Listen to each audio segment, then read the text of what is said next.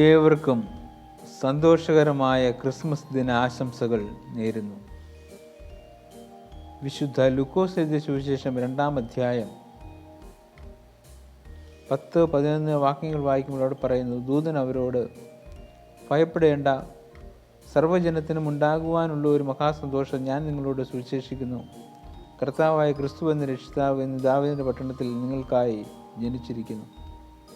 14-ാം വാക്യം വായിക്കുമ്പോൾ പറയുന്നു, അത്യുന്നതങ്ങളിൽ ദൈവത്തിന് മഹത്വം, ഭൂമിയിൽ ദൈവപ്രസാദമുള്ള മനുഷ്യർക്ക് സമാധാനം എന്ന് പറഞ്ഞു.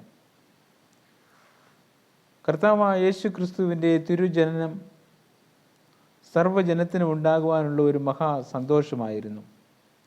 ഭയപ്പെടേണ്ട എന്നുള്ളതാണ് ഈ ജനനത്തിൻ്റെ അർത്ഥം എന്ന് പറയുന്നത്.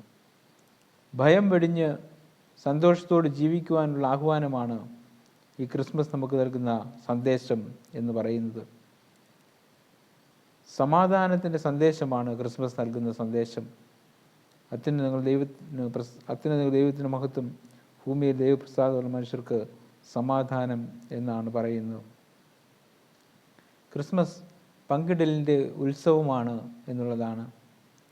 വിഭവങ്ങൾ പരസ്പരം പങ്കുവയ്ക്കുക, സമ്മാനങ്ങൾ പങ്കുവയ്ക്കുന്നു, ഗിഫ്റ്റുകൾ, കൂപ്പണുകൾ കൊടുക്കുന്നു, വിവിധ തരത്തിലുള്ളതായ സമ്മാനങ്ങൾ പങ്കുവയ്ക്കുന്നു. അങ്ങനെ ക്രിസ്മസ് പങ്കുവയ്ക്കലിൻ്റെ ഉത്സവമാണ് എന്നുള്ളതാണ്. ക്രിസ്മസ് കാർഡുകൾ പങ്കുവയ്ക്കുന്നു. ഇതെല്ലാം ക്രിസ്മസിൻ്റെ പങ്കുവയ്ക്കലിൻ്റെ ഉത്സവമായിട്ട് നമുക്ക് മനസ്സിലാക്കുവാൻ സാധിക്കും. ക്രിസ്മസ് സമാധാനത്തിൻ്റെ ഉത്സവമാണ്, ക്രിസ്മസ് സന്തോഷത്തിൻ്റെ ഉത്സവമാണ്, ക്രിസ്മസ് പങ്കിടലിൻ്റെ ഉത്സവമാണ് എന്നുള്ളതാണ്. ഓരോ വ്യക്തിയുടെയും ജീവിതത്തിൽ ലോകരക്ഷകൻ ഭൂമിയിൽ പിറന്നു എന്നുള്ളതായ ആ മഹാസംഭവം, ചരിത്ര സംഭവം ഒരു വ്യക്തിയുടെ ജീവിതത്തിൻ്റെ ഹൃദയത്തിൽ സ്വീകരിച്ചുകൊണ്ട് ആ അനുഭവത്തിൽ ജീവിക്കുവാൻ തങ്ങളെ തന്നെ സമർപ്പിക്കുന്നതായ അനുഭവമാണ് അത്.